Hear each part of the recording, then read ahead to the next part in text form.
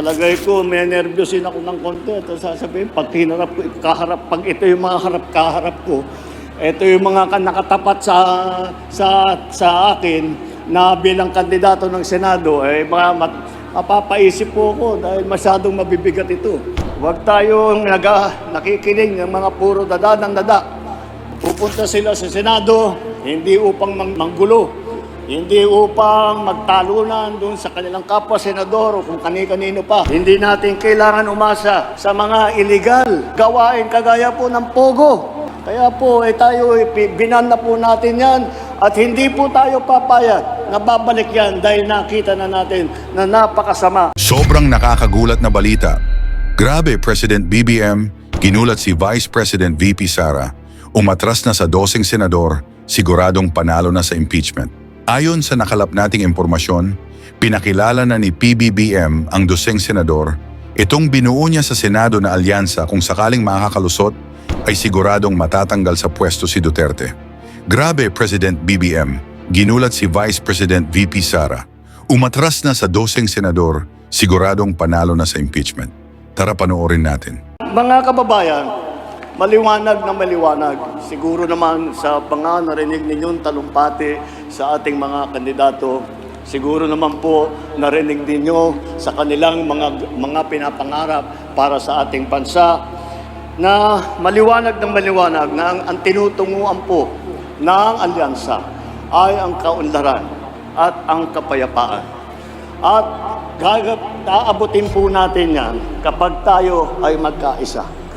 Kaya po, ito po na siguro ay isa sa pinakamagandang halimbawa na ihaharap namin sa taong bayan ng pagkakaisa, nagtutulungan para po makapagserbisyo sa tao. Ang kailangan po natin ay ang mga solusyon, hindi po ang mga maiinit at malalakas na mga masasakit na salita. Ang kailangan po natin ay mga solusyon para sa problema na hinaharap natin. Ang mga kandidato ng alyansa kasama natin sa pagtataguyod ng interes at kapakanan ng bawat Pilipino. Ipapaglaban natin ang ating soberanya at karapatan sa pamamagitan ng magandang diplomasya at dignidad. Ngunit, wag ho sila kahit sino pong magkamali. Huwag nilang aakalain na tayo ay papayag na kunin sa atin na kahit isang isla, kahit isang bato na nasa teritoryo natin. Alamin nila lahat, hindi po tayo papayag at huwag tayo susunod sa kagustuhan ng ibang tao, ng ibang bansa. Kahit na maliit lang tayo, mga Pilipino, kahit maliit lang ang Pilipinas, palagay ko wala nang kasing tapang sa mga Pilipino. Hindi na sa laban naman kontra sa krimen at sa droga. Ito po ay aming paniniwala. Ay hindi naman po kailangan na pumasok tayo sa kaharasan na maraming nasasaktan, na maraming pinapatay, na libo-libo na Pilipino ay hindi na natin nahanap at nawala na lang bigla. Yan po ay hindi po tama para sa amin yun. May tamang paraan para tiyakin ang kapayapaan at kaayusan.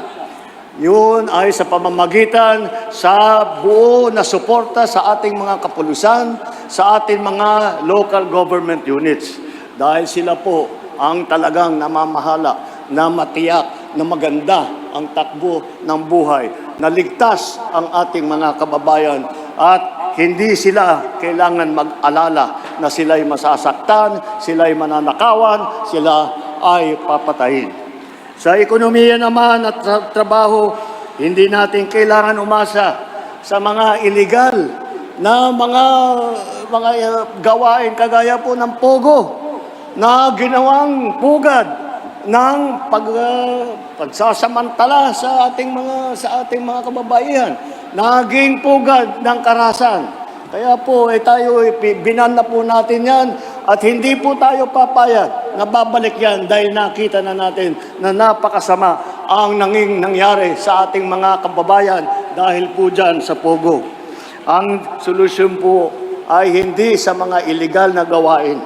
Ang solusyon po ay nasa tunay na trabaho, nasa magandang kabuhayan at suporta sa maliliit at sa mga nangangailangan.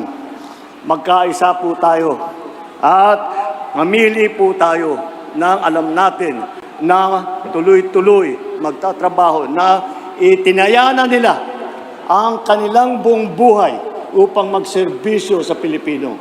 Itong ating mga kandidato, ang napakahaba na po ang kanilang record na nagsiservisyo sa Pilipino. At hindi lamang sila nakaupo na sa matataas na posisyon, ngunit siniseryoso po nila ang kanilang katungkulan at gumawa sila ng maraming maganda upang pagandahin ang buhay ng bawat Pilipino, upang pagandahin ang Pilipinas. Yan po ang hinaharap po natin. Ito po ang mga ating kandidato para sa darating na halalan, ating mga kandidato para sa Senado. Mabuhay po ang alyansa sa bagong Pilipinas. Mabuhay ang Bulacan, mabuhay ang Pilipinas. Maraming salamat.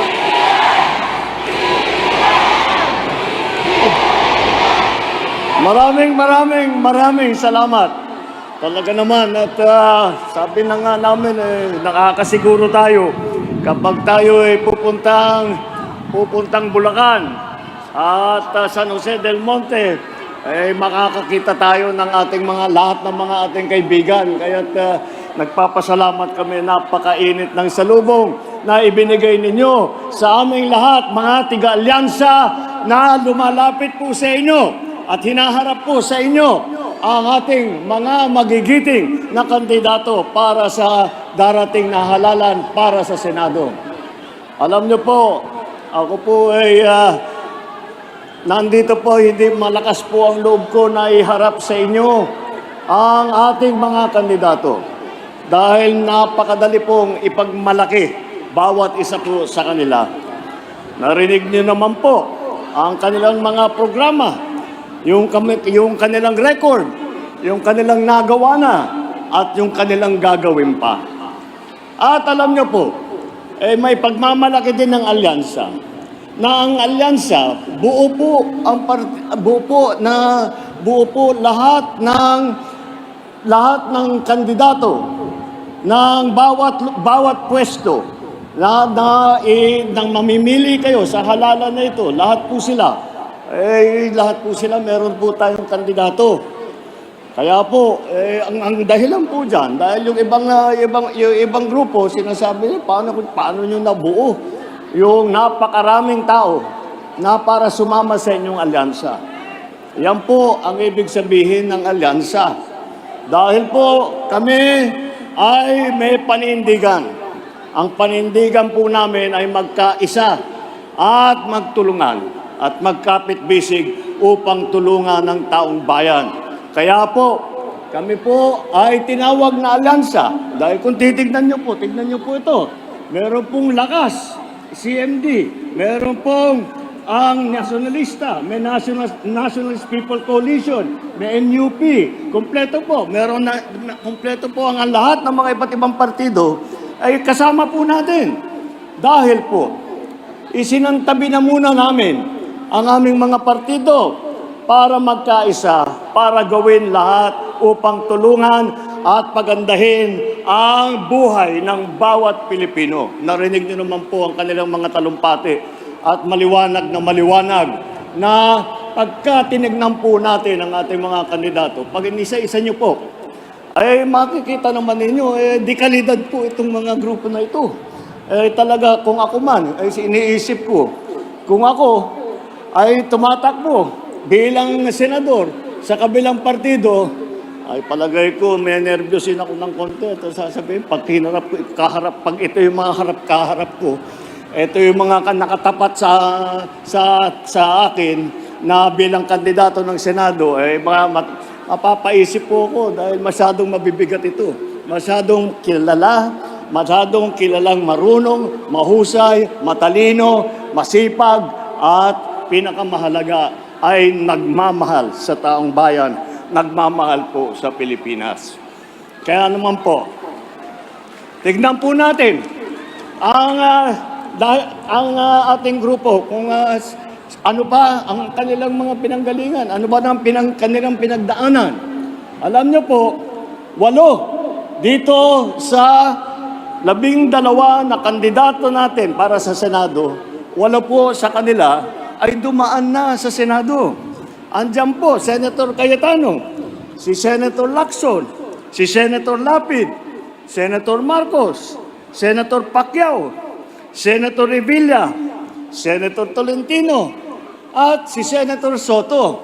Si Senator Soto, hindi pangkaraniwan na senador ito. Naging Senate President. At alam niyo po, nung ako'y senador, siya po yung Senate President namin. At kaya naman masasabi ko na nung panahon niya, maayos ang takbo ng Senado. Dahil magaling po siya.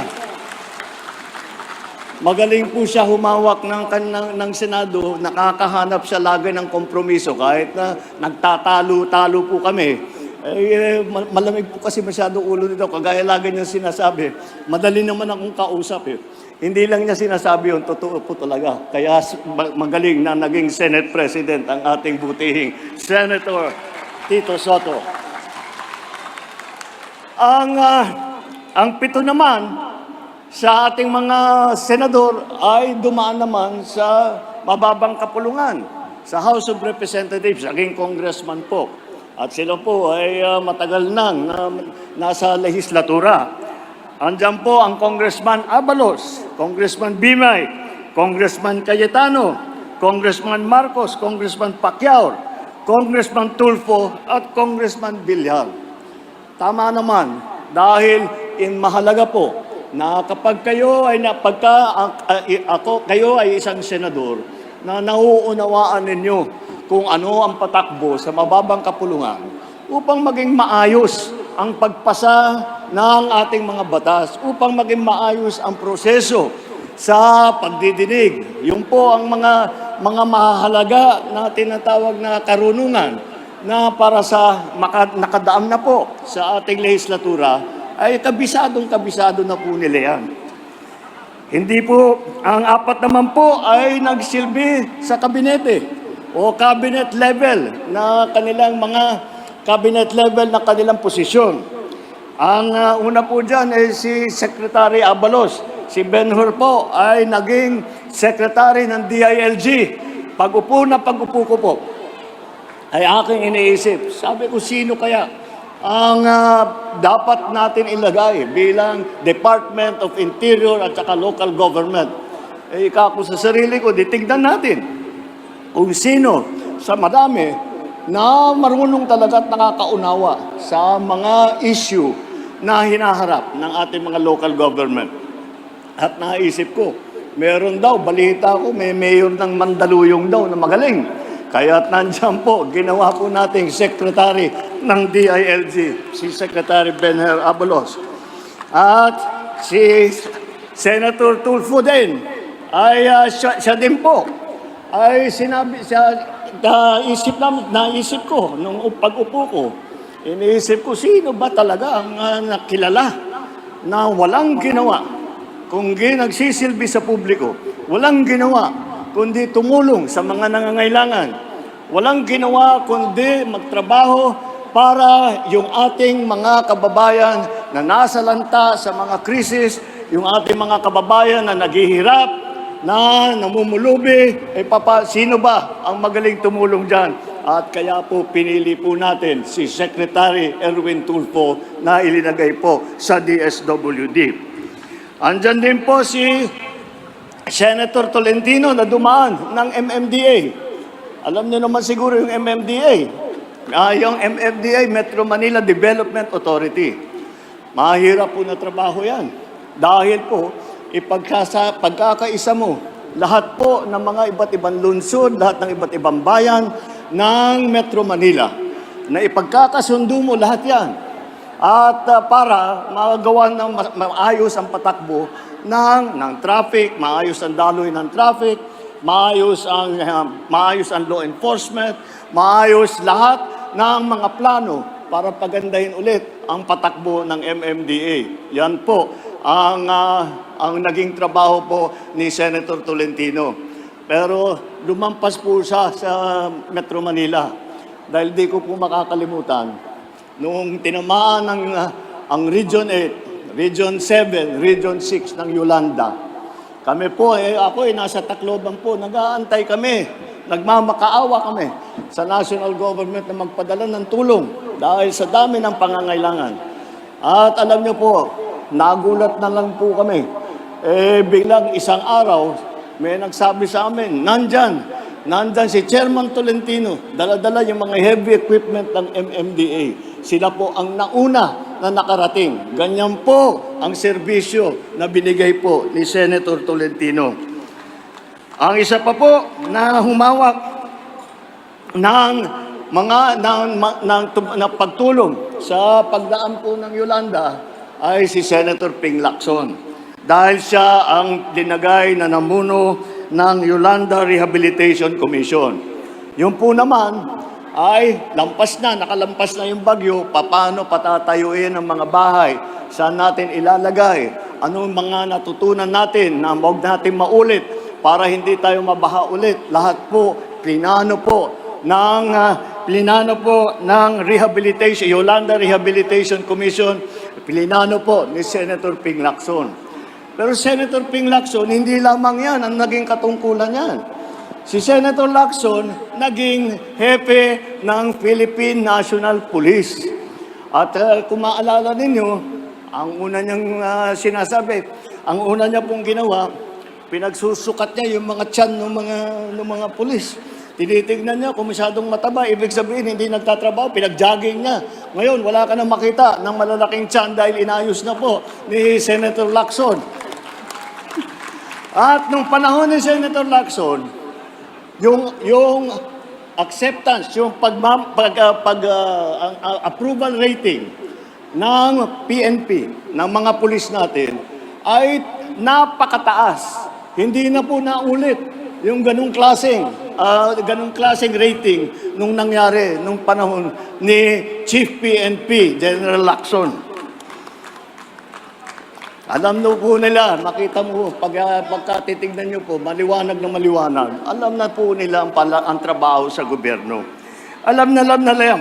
Wala na, ito yung mga klaseng tao, mga klaseng nasa sa serbisyo publiko na hindi basta, kung minsan hindi na lang nagsasalita at basta't ginagawa na lang ang trabaho. Yan po ang mahalaga.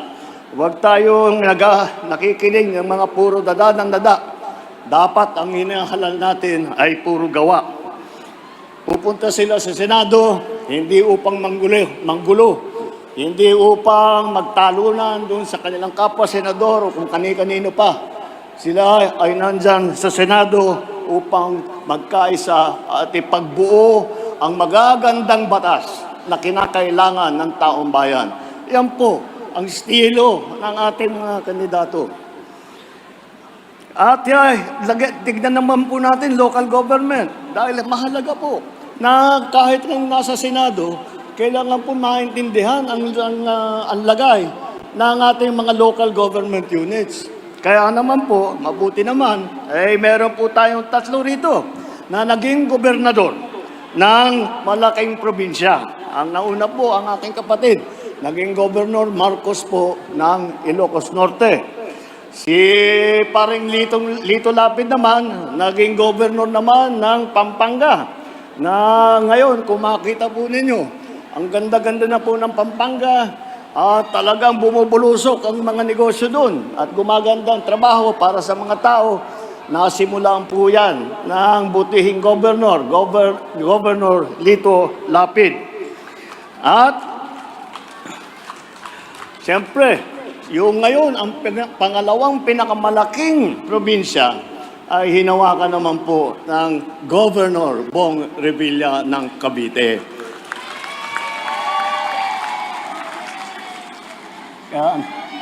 Siya po ay nakita po kung nakakatiyak naman ako na marami sa inyo nakakabisita doon sa kanila sa Cavite.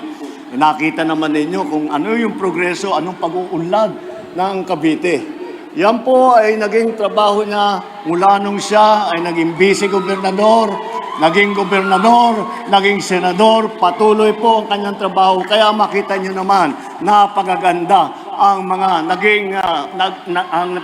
naging matagumpay na proyekto at programa na sinimulaan ng ating tatlong magaling na gobernador. Meron din tayo mga mayor.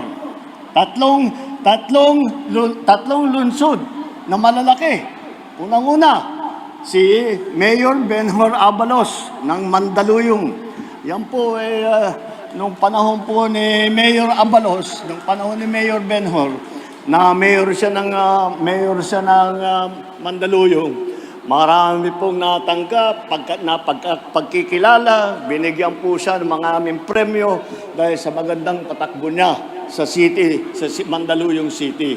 Kaya po makikita naman po ninyo, maliwanag na maliwanag, naiintindihan niya ang patakbo at alam niya ang lagay at ang pangangailangan ng bawat isa. Hindi lamang yung mga malalaki na tao, malalaking negosyo, kung hindi ang bawat kababayan niya sa Mandaluyong, bawat kababayan niya sa Pilipinas.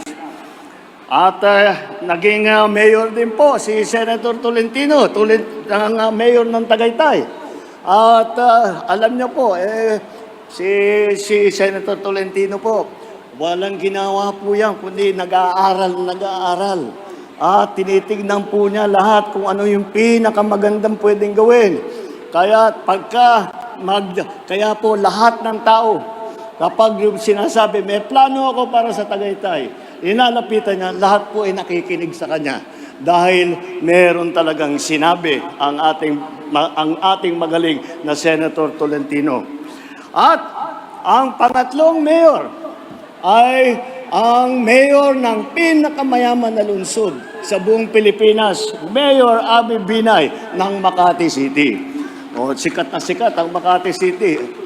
Ngunit, alam nyo, maraming iniisip nila na kapag ikaw ang naging mayor ng isang syudad na napakayaman, napakadali ng trabaho, hindi po totoo yun dahil karamihan po ng malalaking negosyo ay nandyan sa Makati. Kailangan po na pagbutihan ang patakbo ng Makati, ng pamahalaan ng Makati, upang patuloy na susuportahan siya at pupuntahan. Lalagyan po ng investment yung Makati City.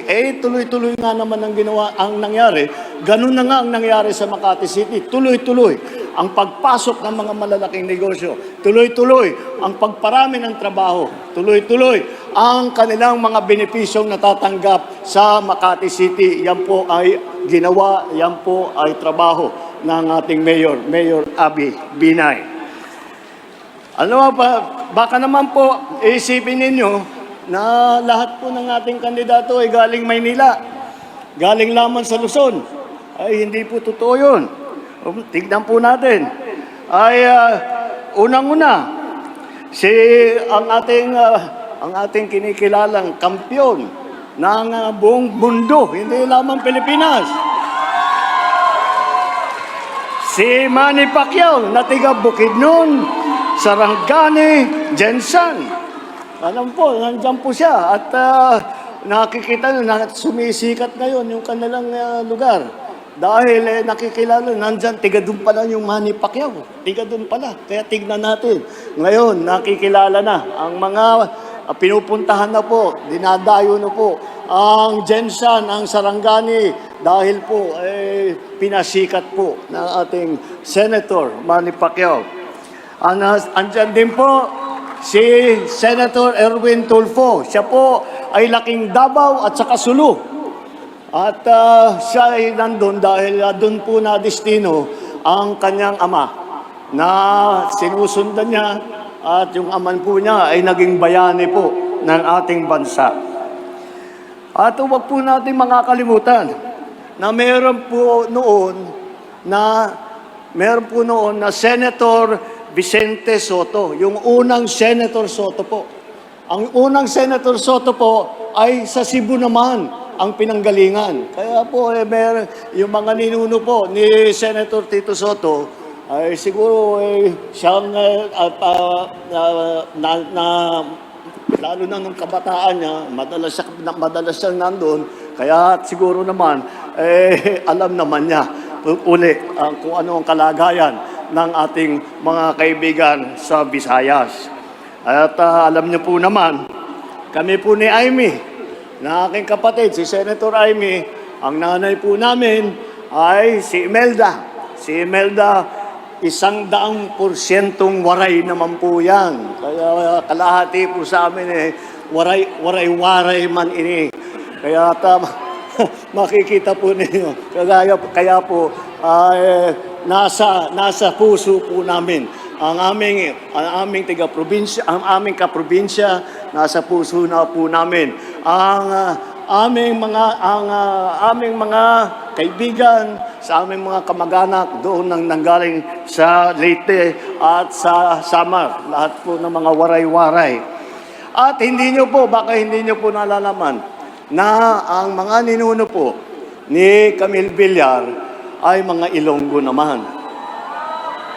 Kaya naman po, isa po, talaga naman yung batang yan, laging umiikot, laging nagtatanong. Ang ginagawa, naiba si Camille. Hindi siya masyadong nagtatalumpati. Ngunit ang ginagawa niya, iba, kabaliktaran. Siyang nagtatanong sa tao. Hindi niya sinasabi sa tao, ito yung kailangan mo, ito yung kailangan mong gawin. Ang laging ugali niya, nagtatanong po, ano po ang kailangan ninyo?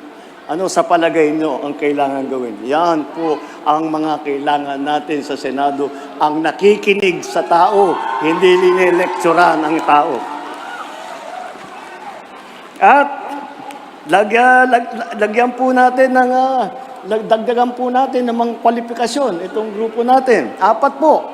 4 po sa kanila ay abogado. Andiyan po si Attorney Abalos, Attorney Benhar Abalos, practicing lawyer po yan bago po siya na naging mayor. Si Attorney Abi Binay, magaling po na abogado yan. Alam niyo po si Abi Binay, yan ang kasama ko, katabi ko, yan ang seatmate ko sa Kongreso. Pag kami, hindi naman tayo abogado, kaya pagka meron kailangan malaman tungkol sa batas, sisikuhan ko na muna si Abi. Ano ba talagang sagot dito? Yan, tuturuan ako. Magaling po yan. Napakatalino. At nandiyan po si Senator Cayetano, abogado rin. At siya po ay napakaganda sumulat ng batas. Dahil nga sa tinatawag na kanyang legal training.